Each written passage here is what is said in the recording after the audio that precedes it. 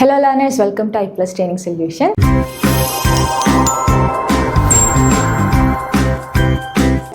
NTA UGC Net Paper 2 Philosophy കുറച്ച് previous year questions നമുക്ക് നോക്കാം.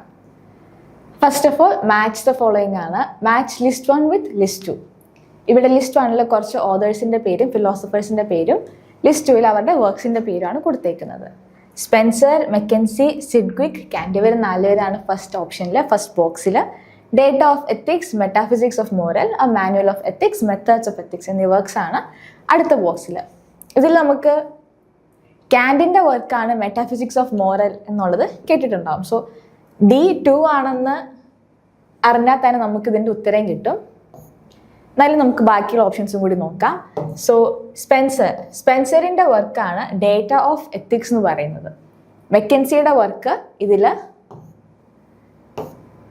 മാനുവൽ ഓഫ് എത്തിക്സും, സിഡ്ഗ്വിക്കിൻ്റേത് മെത്തേഡ്സ് ഓഫ് എത്തിക്സും, കാൻറ്റിൻ്റേത് മെറ്റാഫിസിക്സ് ഓഫ് മോറലും ആണ്. സോ ഇതെല്ലാം മോറൽ ഫിലോസഫിയിൽ അടങ്ങിയ കുറേ വർക്ക്സ് ആണ്.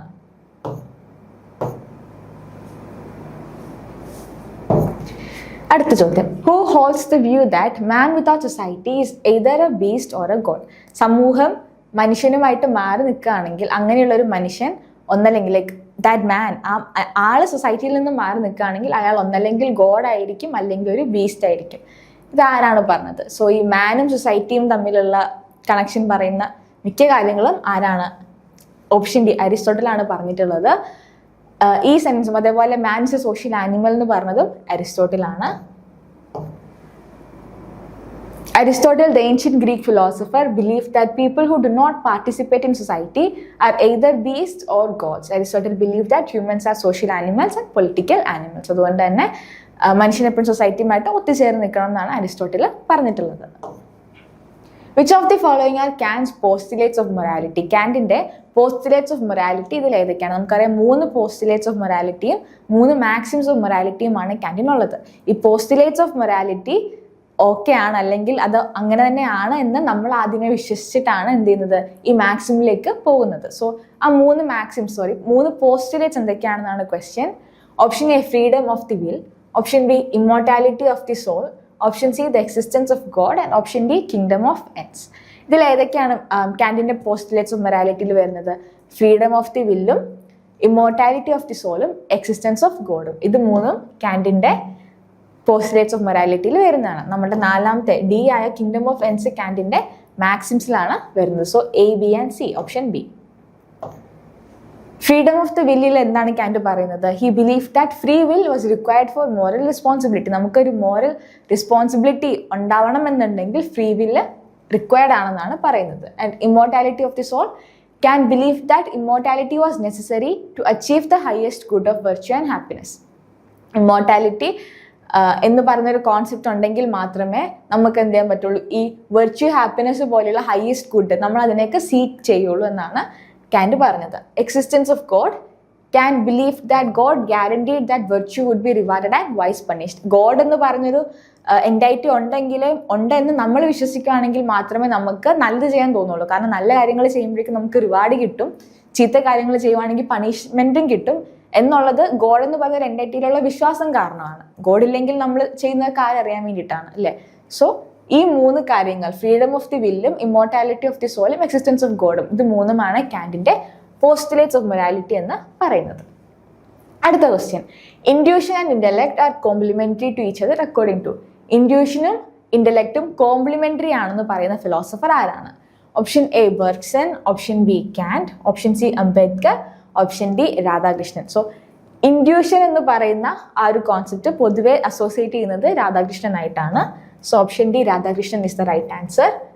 Radhakrishnan believed that while intellect is the reasoning and analytical part of the mind, intuition provides a deeper, almost immediate understanding that can sometimes transcend logical reasoning, making them 2 sides of the same coin when seeking knowledge. So ഇന്റലക്റ്റിനെ all completely വേണമെന്ന് പറയാണ്, agree ചെയ്യുവാണ് intellect വേണം എന്നുള്ളതും intellect important ആണെന്നുള്ളതും ഒക്കെ.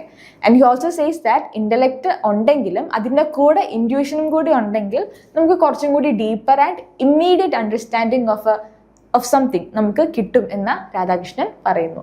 നമുക്ക് logical റീസണിങ്ങിനെ transcend ചെയ്യാൻ പറ്റുന്ന രീതിയിലുള്ള ഇൻഫർമേഷൻസ്, നോളജ്, അണ്ടർസ്റ്റാൻഡിങ് ഒക്കെ നമുക്ക് ഇൻഡ്യൂഷനിലൂടെ കിട്ടുന്നു. അതുകൊണ്ട് തന്നെ രണ്ടും 2 sides of the same coin ആണ് എന്നും രാധാകൃഷ്ണൻ പറയുന്നു. According to Sri Aurobindo, integral yoga includes. ഒറബിന്ദോയുടെ കോൺസെപ്റ്റ് ആണ് ഇന്റഗ്രൽ യോഗ എന്ന് പറയുന്നത്. സോ ഇന്റഗ്രൽ യോഗയിൽ ഇതിലെന്താണ് ഇന്റഗ്രൽ യോഗ, ഇതിലേതാണ് ഇന്റഗ്രൽ യോഗ അല്ലെങ്കിൽ ഇന്റഗ്രൽ യോഗയുടെ കോൺസെപ്റ്റ്? സർവമുക്തിയാണോ, the collective liberation of the mankind ആണോ, എവ്രിതിങ് ആണോ, നത്തിങ്നെസ് ആണോ? ഇന്റഗ്രൽ യോഗയാണ്, വാക്കിൽ തന്നെ ഉണ്ട്, എല്ലാം കൂടി ചേർത്ത് വെക്കാന്നാണ്. So option C, everything is the right answer. Integral yoga is a yoga-based practice that aims to integrate the mind, body and spirit. നമ്മുടെ മൈൻഡും നമ്മുടെ ബോഡിയും നമ്മുടെ സ്പിരിറ്റും എല്ലാം കൂടി ലിബറേറ്റ് ചെയ്യാനായിട്ടാണ് ശ്രമിക്കുന്നത്, എല്ലാം കൂടി ഒരുമിച്ച് കൊണ്ടുവരാനായിട്ടാണ് ശ്രമിക്കുന്നത്. The goal is to transform human consciousness into a deep and spiritual consciousness. നമ്മുടെ ഈ ഹ്യൂമൻ കോൺഷ്യസ്നെസ്സിനെ സ്പിരിച്വൽ കോൺഷ്യസ്നെസ്സിലേക്ക് മാറ്റാൻ വേണ്ടിയിട്ടാണ് ഒറബിന്ദോ ശ്രമിക്കുന്നത്. What is meant by intentionality? Intentionality എന്ന് പറഞ്ഞാൽ എന്താണ്? സോ ഇന്റൻഷൻ എന്ന് പറയുന്നത് തന്നെ ഇറ്റ്സ് അബൌട്ട് സംതിങ്, നമ്മൾ കുറച്ച് പർപ്പസ്ഫുൾ ആയിട്ട് ചെയ്യുന്ന ഒരു കാര്യമായിരിക്കും ഇന്റൻഷൻ എന്ന് പറയുന്നത് തന്നെ. സോ ഇവിടെ option A nothingness, option B sameness, option C aboutness, option D absoluteness. ഇതിൽ നിന്ന് തന്നെ ഇന്റൻഷൻ എന്ന് പറയുന്ന ആ ഒരു ടേം ഏറ്റവും കൂടുതൽ അസോസിയേറ്റ് ചെയ്തത് ഓപ്ഷൻ സി, അബോർഡ്നെസ് എന്ന് പറയുന്ന വാക്കായിട്ടാണ്. Intentionality is the way consciousness is directed towards an object. നമ്മൾ പർപ്പസ്ഫുള്ളി ഒരു കാര്യത്തിലേക്ക് നമ്മുടെ കോൺഷ്യസ്നെസ്സിനെ ഡയറക്റ്റ് ചെയ്യുന്നതിനെയാണ് ഇന്റൻഷനാലിറ്റി എന്ന് പറയുന്നത്. In philosophy, intentionality is the power of minds and mental states to be about, to represent or to stand for things, properties and state of affairs. ഒരു കാര്യത്തിനെ പറ്റിയിട്ട് അതിനെ റെപ്രസെൻറ്റ് ചെയ്യാൻ അല്ലെങ്കിൽ അതിന് വേണ്ടിയിട്ടൊക്കെ നമ്മൾ പർപ്പസ്ഫുള്ളി ഇൻറ്റൻഷനലി നമ്മുടെ കോൺഷ്യസ്നെസ്സിനെ ഡയറക്റ്റ് ചെയ്യുന്നതിനെയാണ് ഇന്റൻഷനാലിറ്റി എന്ന് പറയുന്നത്. For Sartre, treating oneself as a part of activity alone amounts to. സാർത്ര പറയുന്നത് ഒരു കാര്യത്തിനെ അല്ലെങ്കിൽ നമ്മളെ തന്നെ നമ്മളൊരു ആക്ടിവിറ്റിയുടെ പാർട്ടായിട്ട് മാത്രം ചിത്രീകരിക്കുകയാണെങ്കിൽ, അങ്ങനെ മാത്രം നമ്മളെ തന്നെ കൺസിഡർ ചെയ്യുകയാണെങ്കിൽ അതെന്താണ്? ബീയിങ് ഫോർ അതേഴ്സ് ആണോ, ബീയിങ് ഫോർ ഇറ്റ്സെൽഫ് ആണോ, ബാഡ് ഫെയ്ത്ത് ആണോ, ഹ്യൂമാനിസം ആണോ? എന്താണ്? ഓപ്ഷൻ സി, ബാഡ് ഫെയ്ത്ത് ആണ് ഇതിൻ്റെ ഉത്തരം. When one treats oneself as purely a part of activity or a mere function of action, Sartre would argue that one is neglecting the essential aspect of being for itself, which is the consciousness of one's existence and the freedom to define oneself through choices. This would amount to bad faith, a form of self-deception, where one denies their freedom and responsibility, hiding behind roles or functions to avoid confronting the anxiety and burden of existence. So, ഒരു വെയിറ്ററിൻ്റെ example എടുത്തിട്ടാണ് bad ഫെയ്ത്തിനെ സാർത്ര പറഞ്ഞു തരുന്നത്. അതായത് ഒരു waiter ആളെ കൊണ്ട് വേറൊന്നിനും പറ്റില്ല, ആളുടെ ജോലി ഇതാണ്. സോ ലൈക്ക് വെയിറ്റർ എന്ന് പറയുന്ന ആളുടെ ഒരു പ്രൊഫഷൻ, ആളുടെ ഫുൾ ആൾ മൊത്തത്തിൽ that is who he is എന്നൊരു കൺസിഡർ ചെയ്യാൻ തുടങ്ങി. അതായത് ആൾ മൊത്തത്തിൽ ഞാനൊരു വെയിറ്ററാണ്, ദാറ്റ്സ് ഓൾ ഐ ആം എന്ന് പറയുന്നൊരു രീതിയിൽ അയാളെ തന്നെ കൺസിഡർ ചെയ്യുന്നതാണ് ബാഡ് ഫെയ്ത്ത് എന്ന് സാർത്ര പറയുന്നത്. സാർത്ര പറയുന്നതെന്ന് വെച്ചാൽ നമ്മൾ അങ്ങനെ ഒരു റോള് കൊടുത്തിട്ട് അതിൻ്റെ പുറകിൽ ഒളിച്ചിരിക്കുകയാണെന്നാണ് സാർത്ര പറയുന്നത്. നമ്മൾ അതുകൊണ്ട് എന്തായിട്ട് ഒരു ആക്ടിവിറ്റിയുടെ പാർട്ടായിട്ടോ അല്ലെങ്കിൽ ഒരു ഫങ്ഷനായിട്ടോ മാത്രം നമ്മളെ കൺസിഡർ ചെയ്യുകയാണെങ്കിൽ നമ്മൾ നമ്മുടെ ശരിക്കുമുള്ള നമ്മളുടെ ആ ഒരു നമ്മുടെ എക്സിസ്റ്റൻസിൻ്റെ ശരിക്കുമുള്ള പർപ്പസിനെ നമ്മൾ നെഗ്ലക്റ്റ് ചെയ്യുവാണെന്നാണ് സാർത്ര പറഞ്ഞത്. അതാണ് ബാഡ് ഫെയ്ത്ത് എന്ന് പറയുന്നത്. അത് സെൽഫ് ഡിസെപ്ഷൻ ആണ്, നമ്മൾ സ്വയം നമ്മൾ തന്നെ പറ്റിക്കുകയാണെന്നാണ് പറയുന്നത്. അങ്ങനെയുള്ള സിറ്റുവേഷനിൽ നമ്മൾ എന്ത് ചെയ്യുന്നു? അവർ സെൽഫ് ഡിനൈ അവർ ഫ്രീഡം ആൻഡ് റെസ്പോൺസിബിലിറ്റി. നമ്മുടെ ഫ്രീഡവും നമ്മുടെ റെസ്പോൺസിബിലിറ്റിയും നമ്മൾ ഡിനൈ ചെയ്തുകൊണ്ടിരിക്കുകയാണ്. And we hide behind roles or functions to avoid confronting the anxiety of burden of existence. അല്ലാതെ നമ്മൾ ഞാൻ എന്തിനാണ്, എൻ്റെ പർപ്പസ് എന്താണെന്നൊക്കെ ഉള്ള വലിയ വലിയ ചോദ്യങ്ങൾ ചോദിക്കുമ്പോഴേക്കും വിൽ ഗെറ്റ് ബർഡൻ, നമുക്ക് ആങ്സൈറ്റി ഉണ്ടാകും, അങ്ങനത്തെ പ്രശ്നങ്ങളൊക്കെ ഉണ്ടാകും. സോ അതിൽ നിന്നൊക്കെ അങ്ങനത്തെ പ്രശ്നങ്ങളൊന്നും ഉണ്ടാകാതിരിക്കാൻ വേണ്ടിയിട്ട് ഒളിച്ചിരിക്കുന്ന പോലെയാണ് സാർത്ര ഈ ബാഡ് ഫെയ്ത്ത് എന്ന് പറയുന്ന ടേം യൂസ് ചെയ്യുന്നത്. Beetle in a box, this analogy presented by Wittgenstein in his philosophical investigations pertains to. Beetle in a box എന്ന് പറഞ്ഞ അനലോഗി ഫിലോസഫിക്കൽ ഇൻവെസ്റ്റിഗേഷനിലാണ് വിറ്റ്ഗൻസ്റ്റീൻ കൊണ്ടുവരുന്നത്. എന്താണ് അതുകൊണ്ട് ഉദ്ദേശിക്കുന്നത്? ഫ്രീഡിസം ആണോ, നോഷൻ ഓഫ് ഫിലോസഫി ആണോ, ദ പിക്ചർ തിയറി ആണോ, ക്രിട്ടീക്ക് ഓഫ് പ്രൈവറ്റ് ലാംഗ്വേജ് ആണോ? Option D, critique of private language ആണ് കറക്റ്റ് ആൻസർ. സോ എന്താണ് ബീറ്റിൽ ഇൻ എ ബോക്സ് എന്ന് വെച്ചാൽ അതൊരു വിറ്റ്ഗൻസ്റ്റീൻ ഉപയോഗിച്ച മെറ്റഫോർ ആണ്. ഫിലോസഫിക്കൽ ഇൻവെസ്റ്റിഗേഷൻസിലാണ് അത് യൂസ് ചെയ്യുന്നത്. Imagine that each person explain ചെയ്യുവാണ് എന്താണ് ബീറ്റിൽ ഇൻ എ ബോക്സ് എന്ന്.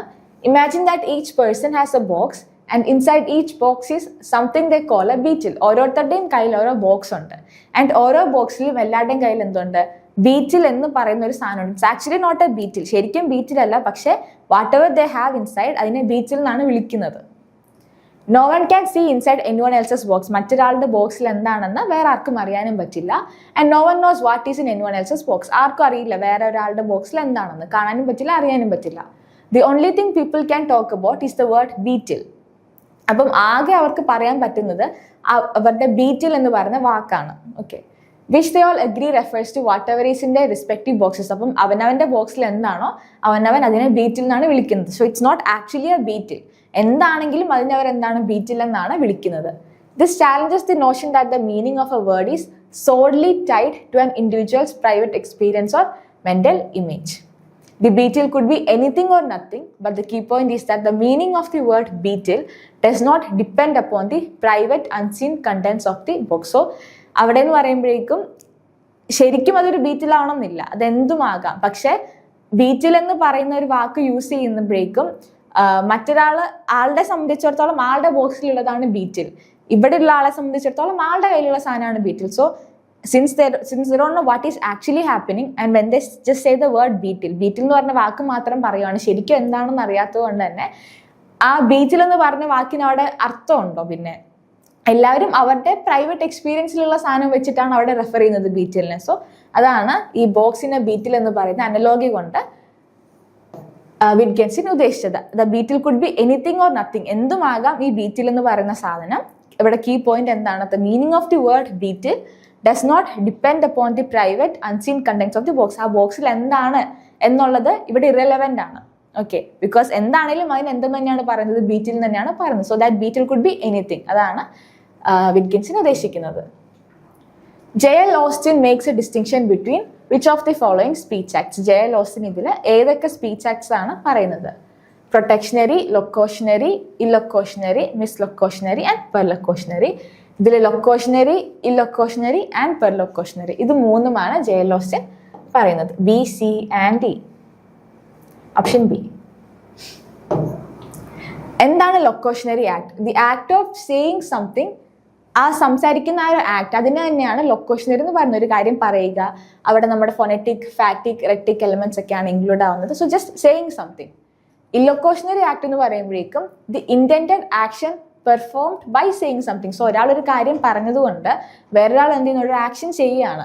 So it could be assertion, requesting or promising. So അവിടെ ഒരു ആക്ഷൻ കമ്മിറ്റ് ചെയ്യാണ്, ഒരു ആക്ഷൻ നടക്കുകയാണ്. So that action is called as illocutionary act. So അത് പറയുന്നതിന്, ആ സ്പീച്ചിനെ നമ്മൾ ലൊക്കോഷനറി എന്നും, ആ സ്പീച്ച് കാരണം അല്ലെങ്കിൽ ആ പറയുന്നത് കാരണം ചെയ്യുന്ന ആക്ഷനെ നമ്മൾ ഇല്ലൊക്കോഷനറി ആക്ട് എന്നും പറയുന്നു. So what is perlocutionary act? ഒരാളൊരു കാര്യം പറയുന്നത് കാരണം മറ്റേ ആൾക്ക്, അത് കേട്ട് നിൽക്കുന്ന ആൾക്ക്, ലിസണറിന് ഉണ്ടാകുന്ന എഫക്റ്റ്, അതിനെയാണ് നമ്മൾ പെർലൊക്കോഷനറി ആക്ട് എന്ന് പറയുന്നത്. The effect of the speech, the effect the speech has on the listener. കേൾക്കുന്ന ആൾക്ക് ഉണ്ടാകുന്ന effect such as persuasion, convincing, influencing there behaviour. ഇപ്പം ഒരാളൊരു സ്പീച്ച് കൊടുക്കുമ്പോഴേക്കും നമ്മൾ കൺവിൻസ്ഡ് ആവും, പെർസുവേഡ് ആവും. സോ ആ എഫക്റ്റിനെയാണ് പെർലൊക്കോഷനറി ആക്ട് എന്ന് പറയുന്നത്. According to Mahabharata, who performed Rajasuya yajna. മഹാഭാരതയിൽ രജസൂയ യജ്ഞ ആര് പെർഫോം ചെയ്തതായിട്ടാണ് പറയുന്നത്? Option A Harish Chandra, option B Indira, option C Pandu and option D Arjuna. Rajasuya yajna ആരാണ് പെർഫോം ചെയ്തത്? ഹരീഷ് ചന്ദ്രയാണ് പെർഫോം ചെയ്യുന്നത്. ഹരീഷ് ചന്ദ്ര രജസൂയ യജ്ഞ പെർഫോം ചെയ്തത് കൊണ്ടാണ് ഇന്ദിരയുടെ കിങ്ഡത്തിൽ ആൾക്ക് മാത്രം ഒരു സ്ഥാനം കിട്ടിയതെന്ന് ആര് പറയുന്നുണ്ട്? നാരദ പാണ്ഡുവിനോടല്ല, പാണ്ഡുവിന്റെ മൂത്ത പാണ്ഡവന്റെ അടുത്ത് പറയുന്നുണ്ട്. ഓക്കെ, അത്രയേ ഉള്ളൂ. Thank you.